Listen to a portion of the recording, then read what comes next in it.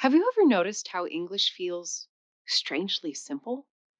No gendered nouns, no word endings for tense of respect, no markers to show how you know something, just words and order. Yet languages around the world, from Japanese and Russian to Quechua and Tamil, still use rich systems of grammar that express time, respect, certainty, and relationship. So, how did English, once as complex as Latin or Sanskrit, lose it all? Welcome to the Airlearn Language Show, where we unpack strange origins, lost meanings, and how language keeps evolving.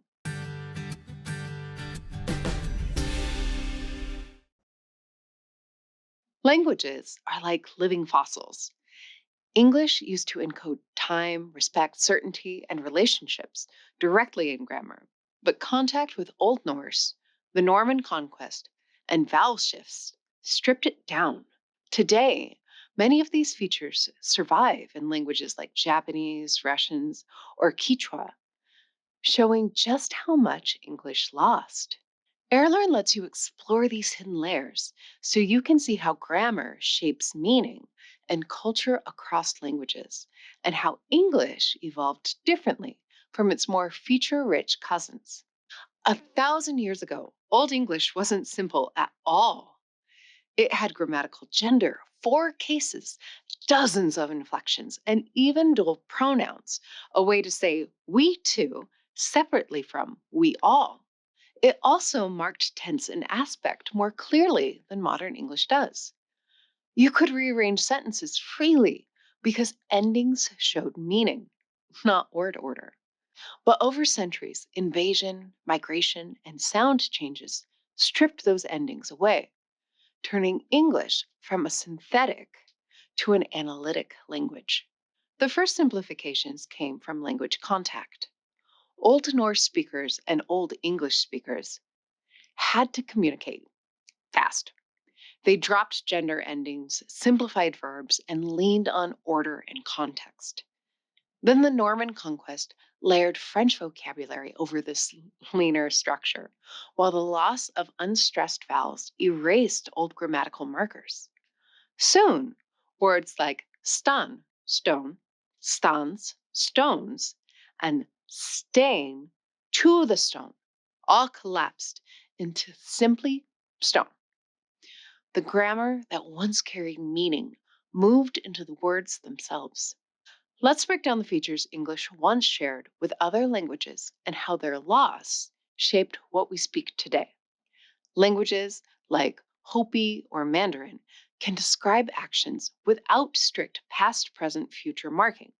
They use aspect, how complete something is, rather than time. Old English had more aspectual nuance, but modern English lost this subtlety. We rely on helper verbs like has, will, was instead. In languages like Indonesian, jalan-jalan, to stroll around, or Tagalog, ara-ara, every day, repeating a word changes its meaning. Old English once used limited reduplication in verbs like het, called, or gelahan, laugh. But modern English replaced these patterns with new words or phrases. Do again, laugh loudly. Turkish, Quechua, and Tibetan mark how you know something, whether you saw it, heard it, or inferred it. Old English expressed this through tone and context, but English dropped all morphological evidentials. Now we use phrases like, I heard that, or apparently, replacing grammar with words.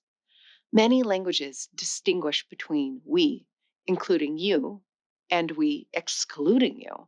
For example, in Fijian, we, inclusive, means you and I, but another we, exclusive, means just us, not you. Old English had remnants of this distinction with we too versus we all. Modern English lost it entirely, merging both meanings into one we.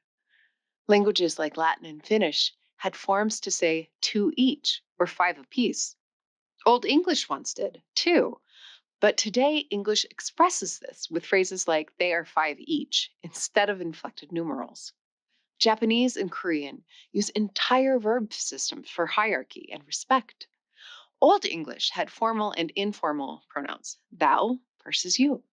But as society changed, you replaced thou entirely, flattening social distinction in speech.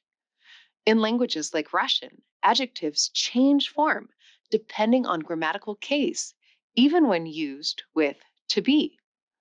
Old English followed this pattern, but modern English uses one fixed adjective form. She is beautiful, not she is beautiful la. Languages like Japanese add a particle, ka, to mark a question. Others invert the verb. Are you coming?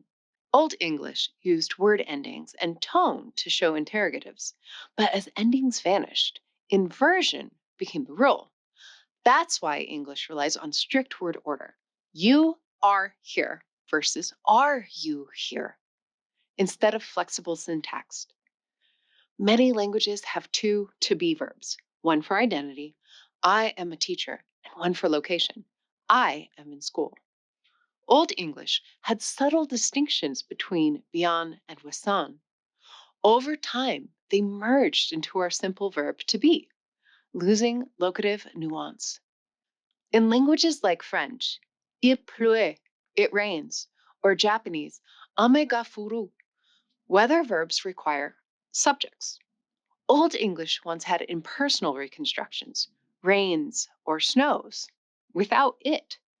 Now English uses a dummy subject. It rains, it snows, adding grammar that doesn't add meaning. In some languages, there's a difference between doing something with a tool versus with a person. Old English once had separate endings for these, with the sword versus with the knight. But now both are reduced to with. Languages like Turkish add suffixes to show evidence. Gelmi, apparently he came. English lost grammatical evidentials completely. We replaced them with optimal phrases. I guess, maybe, seems like. So why did English let go while others held on? Because history forced it to. Constant contact between Vikings, Normans, and Celts made grammar the first casualty of communication. Simplification meant survival, a common accessible tongue for mixed populations. English became more analytic, using helper words and structure instead of endings. What it lost in morphology, it gained in flexibility, clarity, and reach. But this simplicity came at a cost. Where languages like Japanese or Quechua encode respect, distance, evidence, and time right into grammar, English leaves it to context and tone. It's a language that trusts the speaker and forces precision through vocabulary, not form. A trade-off that made it the perfect global bridge, flexible, neutral, and endlessly adaptable. So the next time someone says, English is simple, remember, it's not primitive. It's the result of centuries of erosion, collision, and reinvention. A survivor of invasions and empires rebuilt word by word. Which part of language fascinates you the most? Spelling, pronunciation, grammar quirks, or something else entirely? Share your thoughts in the comments below, and we might explore it in our next episode. Hit like, subscribe, and I'll see you next time with another story on the Airlearn Language Show.